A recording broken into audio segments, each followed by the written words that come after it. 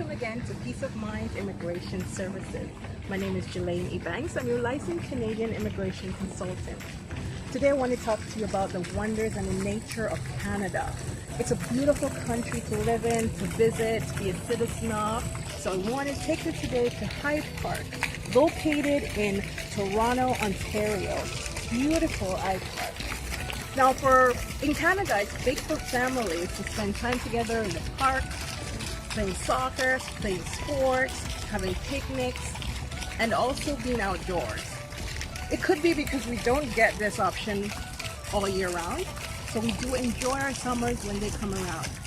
Now I want to talk to you about coming to Canada as a visitor, coming to Canada as a worker, coming to Canada as a permanent resident, or coming to Canada and becoming a Canadian citizen.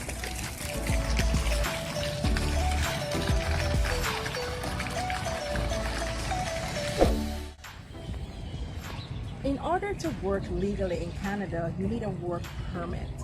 In order to be eligible for a work permit or work visa, you need an employer in most cases to support you with a job offer.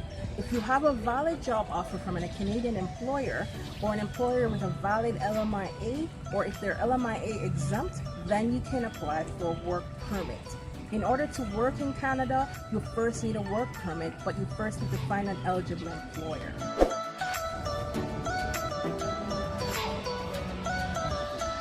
If you wish to study in Canada instead, that's a very good option because it leads to permanent residence.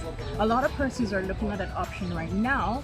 It is a lengthy process, an expensive process, but if you are able to afford it, then studying in Canada is a good pathway to permanent residence. In order to study in Canada, you need to prove to an immigration officer that you have enough funds to support your first year of tuition fees plus $10,000 for accommodation, living expenses, and so on. You first also need to gain acceptance to a Canadian designated learning institution. The publicly funded ones also would make you eligible for a postgraduate work permit. If you studied for at least 2 years, you would be eligible for a 3-year postgraduate work permit. Now, if you gain Canadian credential, worked in Canada for at least 1 year, then on graduation and gaining 1 year work experience, you'll be eligible for permanent residence through express entry because you gain more points for these options. So do you wish to apply for permanent residence to Canada, but you're not qualified right now? Then I urge you, look at studying in Canada as an option.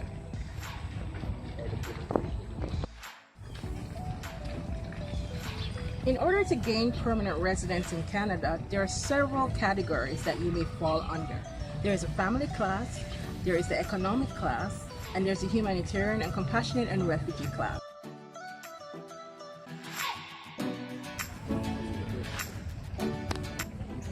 Oh, hi. So to visit Canada, you need to prove to an immigration officer that you have enough ties in your home country, that you have reasons to return to your home country, that you have enough finances to support your visit, and that you have a purpose, a genuine purpose to come to Canada. So do you wish to visit Canada? Then these are the most general criteria that you need to meet in order to have a successful application. Applying to visit Canada is not a difficult process. However, it requires a lot of documentation, and if you're willing to provide all these documents, then you have a very good chance of being successful in your application.